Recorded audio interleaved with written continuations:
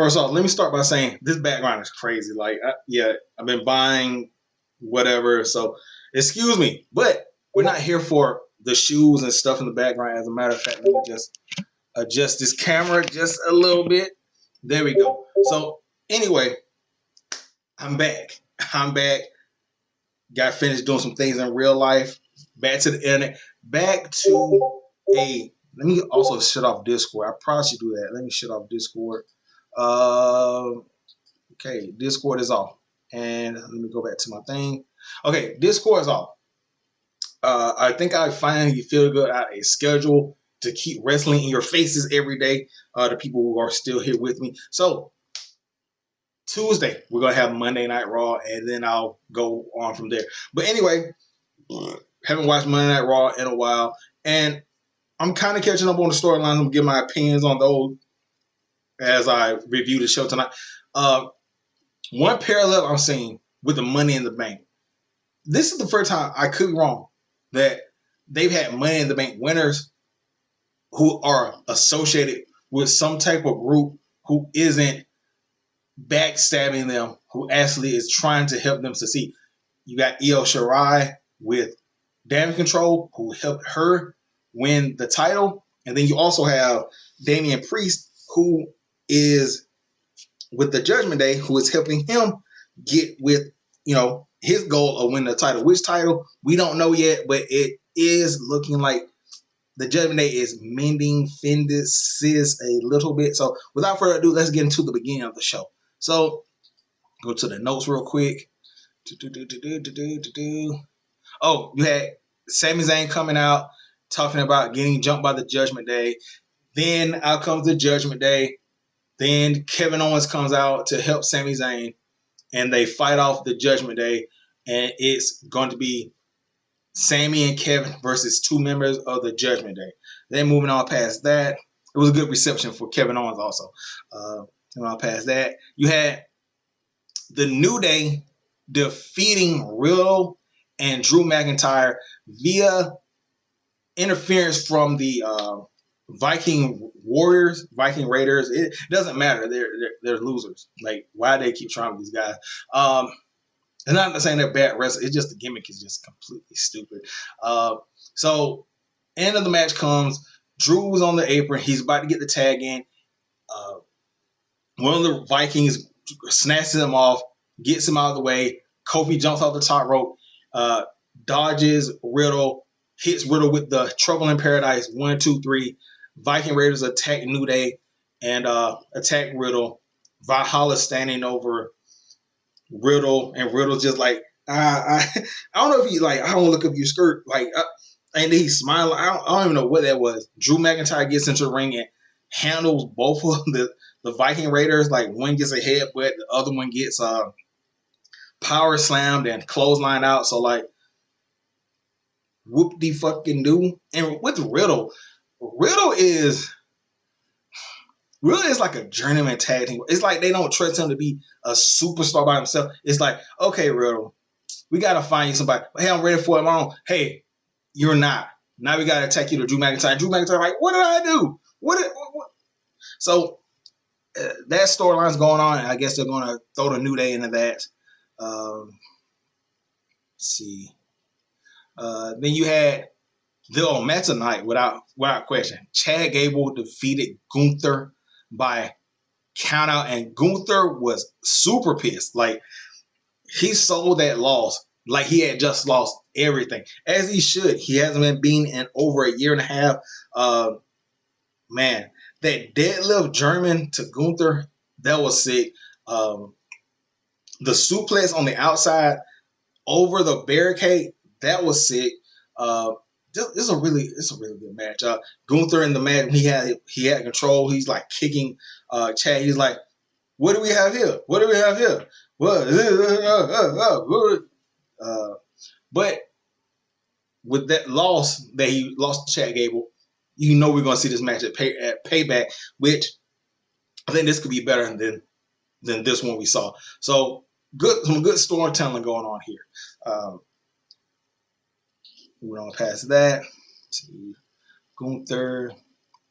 Oh, you had a point where the Judgment Day are backstage, and they're deciding who's going to be the tag team to face Kevin and Sammy, and they're arguing between Finn and Damien.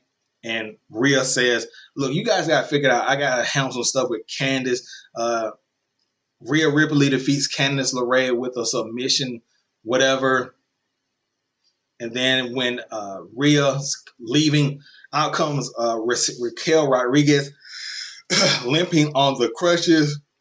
But surprise, she's not on the crutches anymore. She throws the crutch at Rhea, knocks down Ripley, beats her up, takes her to the ring, clotheslines the hell out of her, and then she says that it's going to be Raquel Rodriguez versus Rhea Ripley at Payback. Battle of the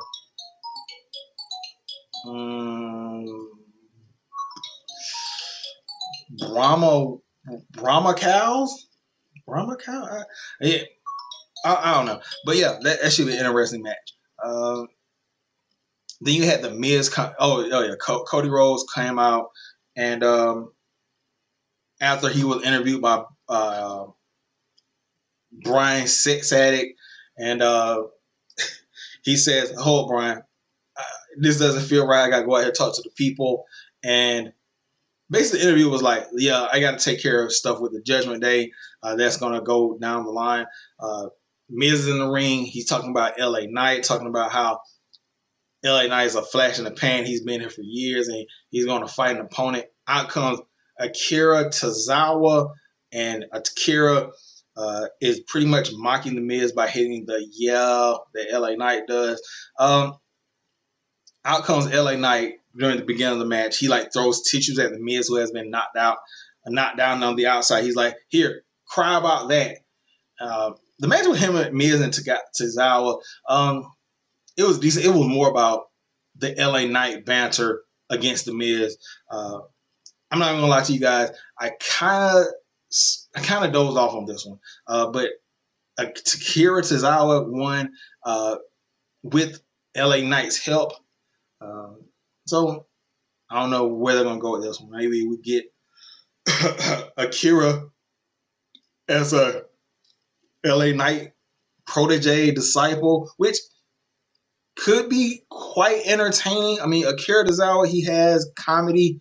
Yeah, he does some good work and given the right material. So we can see where that goes. Then you had Piper Niven and Chelsea Green defeating Kaden Carter and Katana Chance. The move that Katana and Chance did, where it was Carter tagged in Chance, and Chance got on the top rope. Carter came over and balanced Carter on top of her shoulders, and it did something like a gymnast hand plant cross body.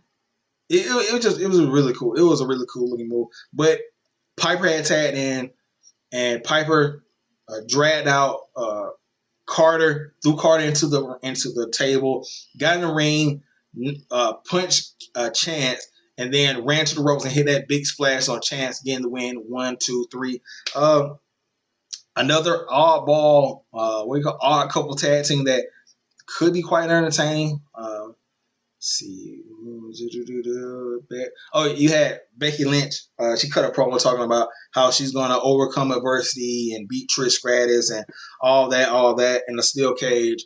Out comes Trish, and Trish says that she's scared, that she's never been in a steel cage match, but she's still going to overcome it or whatever.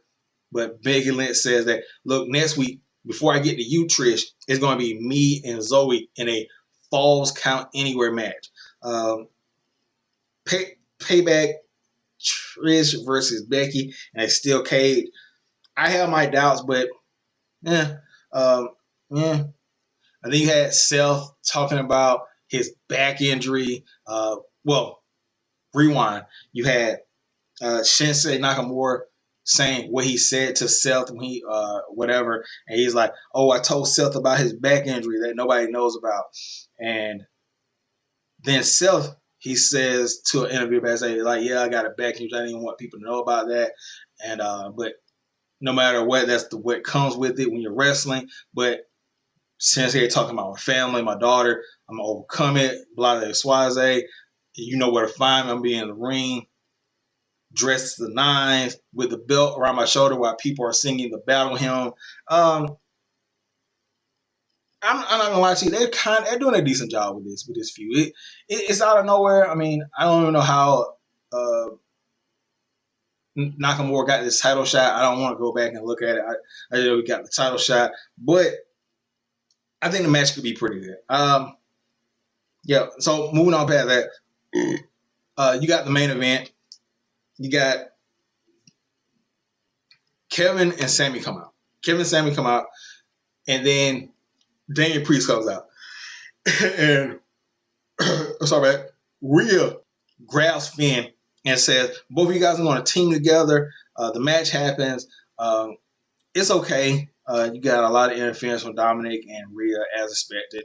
But one unexpected part of the whatever is JD McDonough. So it's breaking down. Damian Priest is about to grab his Money in the Bank briefcase. He gets taken out by Sammy. JD McDonough takes the briefcase, throws it into the ring, and not Sammy, but Kevin Owens intercepts the briefcase and clocks Balor in the face with it.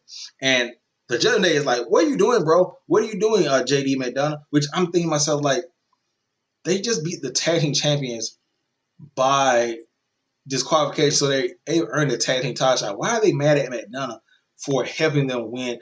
But anyway, Sammy takes out JD McDonough. It's a big brawl. Out comes Cody Rhodes. Cody whips Dominic with the belt, with a big weight belt or whatever. Then Adam Pearce restarts the match with Judgment Day, the 3 male members versus Cody, Sammy, and Kevin. This was okay for it. It was a Raw 6-man tag.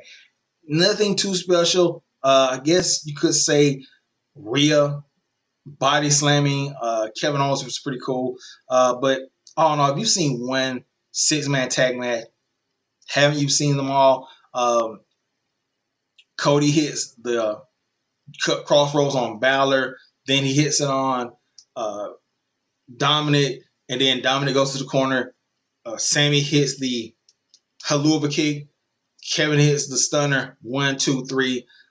Just a good go home thing or whatever. So this is pretty solid, man. Like, I'm not gonna lie to you. If you only had to watch one match, it's got to be the Gable versus Gunther. That was a hell of a match. I want to say that again. So anyway, I'm gonna get out of here. Tonight we got Heat Wave. We'll probably get a review tomorrow. So anyway, sorry for the wait, and I'm gonna catch you guys later. Peace out.